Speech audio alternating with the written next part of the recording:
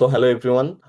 Today we will discuss about the singular value decomposition or SVD. We'll look at its application in images, how to reconstruct images using SVD values, and the idea of low rank approximation.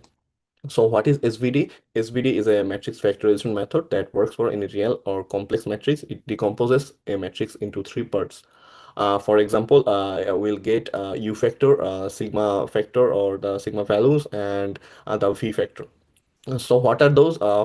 Actually, when we multiply them to each other, we can reconstruct the original matrix. Numerically, if we have a matrix A, we have to find its eigenvalues with some mathematical approach, and further we'll get its singular values as well, and we have to calculate its eigenvectors v and its u factor u, and finally we will have three of the matrices in a place. Using those we can like reconstruct our original matrix again. So now let's look at the visual representation.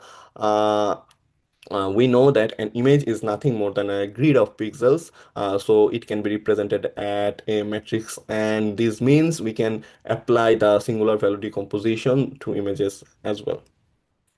Also, if the matrix is a pixel of matrix, then a collection of images can be stored as a matrix or array as well. Then we can apply SVD to it as well, and this is the basic idea of facial data analysis using multiple images of the same person. So first, for further analysis, we'll require such data set, and such image datasets are often stored in a BSON file, which is a binary format for structured data. In Julia, we can easily load this file after importing some necessary libraries and specifying directory.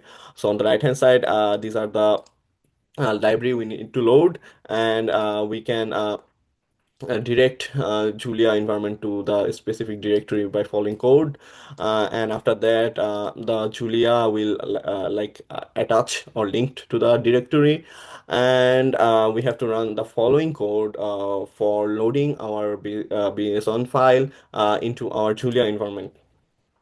Uh, so when we are loading our BSON file or the dataset, image dataset, we can also like define some of the variables we'll need. Uh, and finally, we'll have the dataset in our Julia environment. Following that, we can also describe the dataset as we have, because in this data set there are like images of 5 people, and the number of images per person is 120, 71, 106, 1113, and 58 respectively, and each of the images has the following dimension of n equals to 48 and m equals to 42, where n represents the number of pixel rows and the m represents the number of pixel columns. So we have to just simply define these variables. Like for example, here I have, after loading the JSON file on our Julia environment, I have defined the image person as the serial of the data, and we can see these variables has the values I have mentioned, as each of the variables has the following number of images, and I can also like declare the variable of person of the image, and we can also like define some variables like how many peoples are there and what should be the size of the image.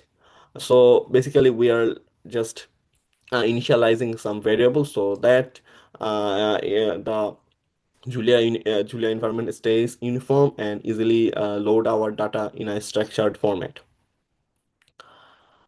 Uh, So to further work with these images, we need a helper function that retrieves and reshapes them. And because the data we have until now is nothing but numbers and integers or floats. For example, if I load our data, we'll see just these are the matrices, nothing but the matrices of pixels.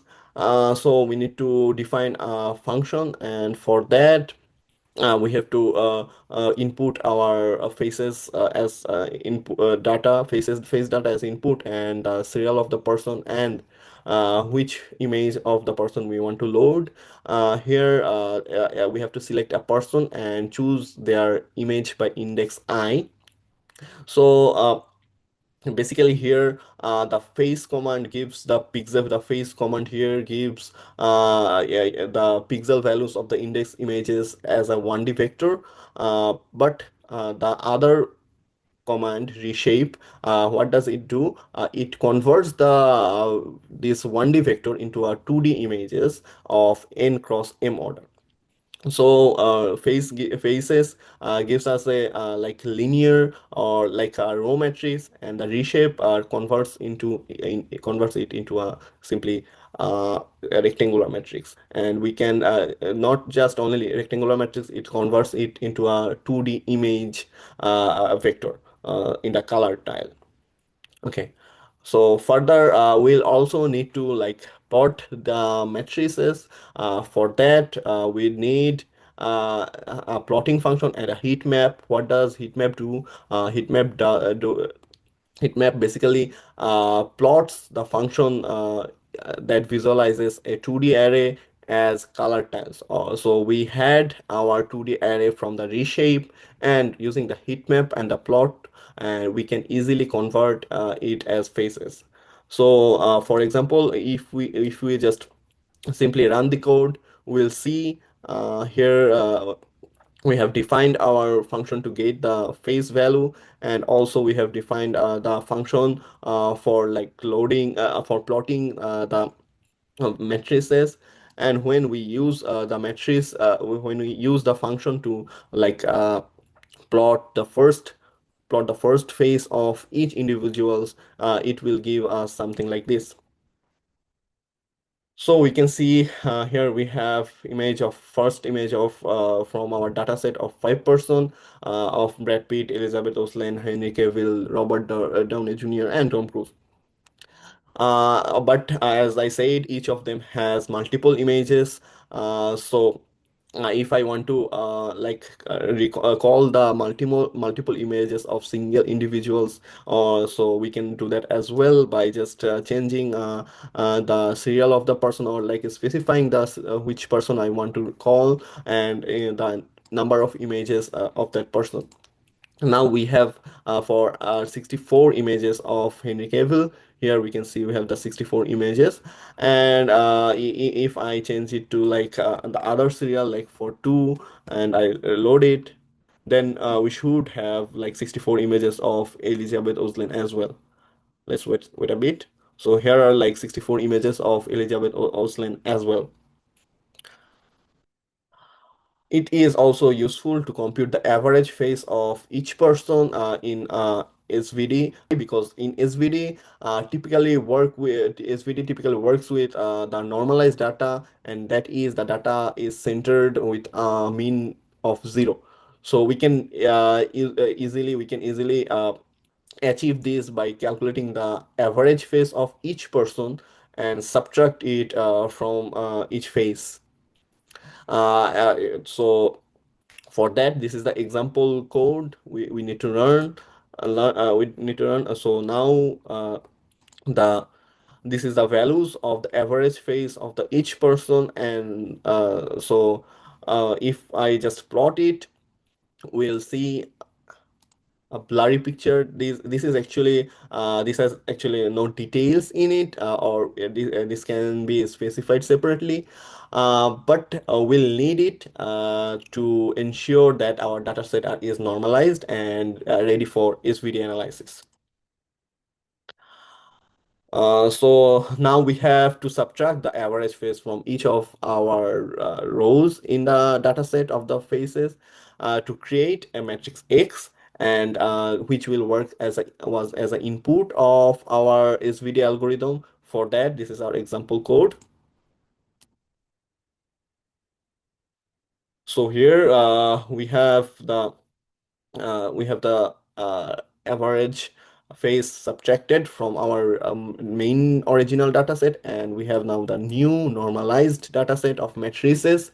If we want, we can plot that as well. So after we have normalized the data, we can plot these images, and these images will appear a little blurry and lacking in details. But now the dataset is actually ready for the singular value decomposition. So what we have done so far is that we have loaded the JSON file in our in Julia environment. After that, we have just defined some variables for the dataset, and we have also defined some function to plot the faces of the persons here in the dataset. And we can also plot several images of a single person from the dataset, and we have calculated the average face from the all the faces, and we have normalized our dataset to a new dataset by just subtracting the average face from each of the rows. So for applying the SVD, it's really straightforward. We just have to run the SVD built-in function. So for any variable f, we can just type SVD equals to x, and we should it should be already stored in the variable f, and we can also recall it by using f.u for the u factor, and for the diagonal of the singular values, diagonal f.s, and similarly for the v factor. So here we can see if we do SVD into X, and here it gives it stores three metrics separately, which one of is the U factor, and other is singular values, and the last one is the VT factors. It stores the values in the in the F variable. So now we can easily access them with the following code, like diagonal f.s, so that we can have it as a diagonal matrix of singular values, and same for the other ones, f.u equals to u factor, and f.vt is for the v factor of the SVD matrices. Now that we have the SVD results, we can interpret it further. The columns of the U the columns of the U factor from the decomposition are often called eigenfaces, and this is the code for plotting the eigenfaces, at least for the first 50 of the eigenfaces. So these are independent building blocks of our faces. So what are these? Let me show you in the code first. So when we plot the eigenfaces, we have a set of blurry faces. So what are these? So these are like linearly independent building blocks of the faces. When combined in different proportion, we can reconstruct the original images in the dataset. Although they do not look like clear faces, instead they represent abstract patterns like shadows, edges, or any other features. But when they are combined with the other features or other decomposed maxes, it will become the basis of all the faces in the dataset. Since we now have all the three parts of the decomposition, we can reconstruct the original images. To do this, we define a recreate function, and this function takes the SVD values f as input, and also the image index, and also another thing, the rank r as as its input. So it then produces a vector. It returns a vector that is ready for reconstruction and representing our desired image. Uh, but this will give us a compressed and low rank approximation of our image. Actually, it depends on the R here. Here, the R is used to specify the usage of SVD modes, so that we can differentiate the changes. For example, the R is defining that we have to use the first R columns of U and first R values of S and first R values of VT, and when we are reconstructing, we also add the average phase value that we have subtracted earlier to normalize the result. So this function is basically helping us to reconstruct our original phase with some control over its features. So for example, if we define a low approximation uh, reconstruction function and has different values of R, we should get we should get a plot where for the different values of R there should be like different level of details in the images. So let's just simply create the function. When we create the function, we will just define it, and after that, if we just plot what we are looking for, we'll get that if this is the original image for different value of rank or the different value or different number of modes we are allowing into the recreate or reconstruction function. For the lesser value, will have a small amount of information, and it doesn't contain more or much details and looks blurry like the average phase. And when we have like more values or more rank of R, we'll have more details, and so we are adding more SVD modes, and so we'll have a near original image reconstruction as well. So uh, here is the sample code for running the low rank approximation plot. So we can change the face or the person serial. So just it's simply we change serial of the person and rank of the index of the image as well. And if we run it, we'll see the image will change and how it was originally this. When we decomposed it into SVD, it will like look like this, and adding the modes or the features from the SVD, we will again we'll be able to reconstruct our main image. So that's all for today. Hope you guys has learned something. Thank you very much for your time.